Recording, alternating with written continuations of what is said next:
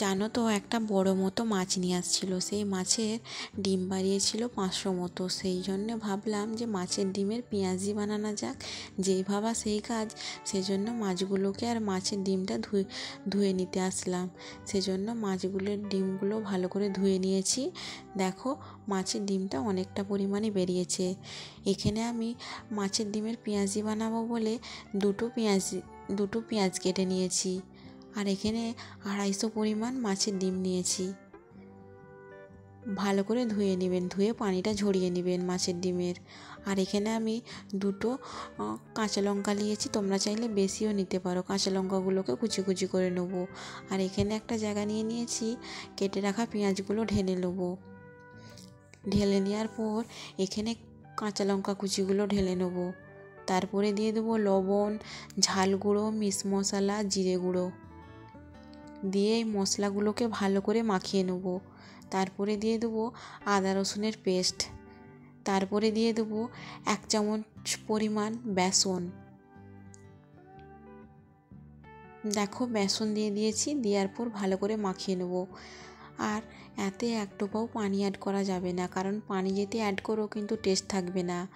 এরকম শুকনো শুকনো হবে। দেখো, আর কালারটাও দেখো কত সুন্দর আসছে। এইটাকে মাখানো আমার প্রায় কমপ্লিট হয়ে গেছে। ধুয়ে রাখা ডিমগুলো দিয়ে দেবো। দেখো, দিয়ে দিয়েছি। ভালো করে ধুয়ে রাখা ডিমটা ভালো করে ম্যাশ করে নেবো পুরো পেঁয়াজের সাথে। দেখো, এখানে 1 কাপ পরিমাণ কড়াটাতে তেল দিয়ে দিয়েছি। আমি তেল ব্যবহার করছি সর্ষের তেল। তোমরাও চাইলে রিফাইন তেলও ব্যবহার করতে পারো, কিন্তু সর্ষের তেল করলে বেশি ভালো হয়, টেস্ট হয়। সেই জন্য দেখো, এখানে আমার মাছের ডিমটা মাখানা কমপ্লিট হয়ে গেছে। এখানে আমি কড়াতে এবার একটু একটু করে নিয়ে নেব। দেখো, আমি পরিমাণটা পুরো একটু একটু নিচ্ছি, বেশি নিচ্ছি না। বেশি নিলে আবার ভিতরে কাঁচা রয়ে যাবে। আমি ছোট ছোট সাইজ করছি। তোমরা চাইলে বড় বড়ও সাইজ করতে পারো। দেখো, কড়ার তেল গরম হয়ে গেছে, সেই জন্য দিয়ে দেখলাম। দেখো, হয়ে গেছে কড়ার তেল। এইভাবে সবগুলো দিয়ে দেবো কড়াতে। দেখো, দিয়ে আমার পুরো কমপ্লিট হয়ে গেছে। কত সুন্দর লাগছে দেখুন। আর এই জন্যই 2 মিনিটের জন্য কড়ার ঢাকনাটা ঢাকা দিয়ে রাখবো। দেখো, 2 মিনিট হয়ে গেছে। 2 মিনিট পর ওয়াও, কত সুন্দর আসছে কালারটা দেখুন। এইটাকে এবার উল্টে পাল্টে নেব। দেখো, আমার হয়ে আসছে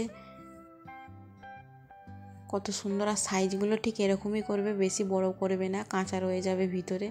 আর বেশি মোটাও করবে না, এরকম সাইজের করবে। খেতে খুবই ভালো লাগবে। গরম গরম ভাতের সাথে খুবই টেস্টি লাগবে। দেখো, একটা আমার হয়ে গেছে, তোমাদেরকে দেখাই। দেখো কত সুন্দর হয়েছে। এই মাছের ডিমের পেঁয়াজিগুলো খেতে খুবই টেস্টি লাগে। তোমরাও চাইলে বাড়িতে ট্রাই করে দেখতে পারো। দেখো, আমার হয়ে গেছে। এইগুলো এবার তুলে নেব। এইভাবে সবগুলো তুলে নেব। দেখো, যেগুলো আছে এগুলো এবার কড়াতে করে নেব। দেখো, আরেকবার দিয়ে দিয়েছিলাম, এগুলোও সিদ্ধ হয়ে গেছে। এগুলোকে উল্টে পাল্টে নেবো। দেখো, সব নিয়ে 1 গামলার মতন আমার হয়েছে। কত সুন্দর কালারটা আসছে দেখো। আর লাল লাল এরকম হয়েছে। কত সুন্দর লাগছে, অসাধারণ লাগছে। খেতেও দুর্দান্ত হয়েছিল। সাইজগুলো ঠিক আমি এরকমই করেছি। তোমাদেরকে ভেঙে দেখিয়ে দিলাম। সিদ্ধ হয়ে গেছে পুরো ভিতরে। আর তোমাদেরকে মাছের ডিমের রেসিপিটা কেমন লাগলো অবশ্যই কমেন্ট করে জানাবেন। ভালো লাগলে লাইক, শেয়ার, সাবস্ক্রাইব করতে ভুলবেন না। আল্লাহ হাফেজ।